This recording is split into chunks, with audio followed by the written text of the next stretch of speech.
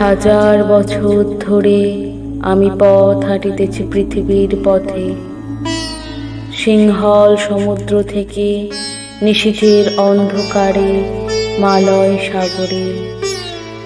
অনেক ঘুরেছি আমি বিম্বিসার অশোকের ধূসর জগতে, সেখানে ছিলাম আমি।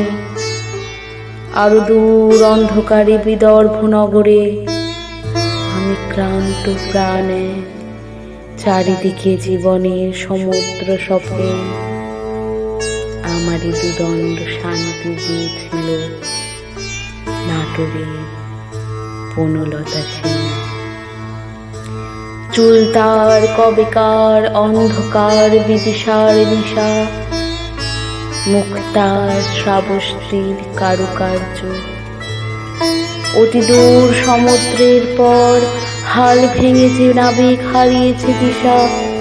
সবুজ ঘাসের দেশ যখন সে চোখে দেখে দারুচিনি দ্বীপের ভিতর, তেমনি দেখেছি তারে অন্ধকারে। বলেছে সে, এতদিন কোথায় ছিলেন? পাখির নীড়ের মতো চোখ তুলে নাটোরের বনলতা সেন। সমস্ত দিনের শেষে শিশিরের শব্দের মতন সন্ধ্যা আসে, ডানার রৌদ্রের গন্ধ মুছে ফেলে চিল। পৃথিবীর সব রং নিভে গেলে পাণ্ডুলিপি করে আয়োজন।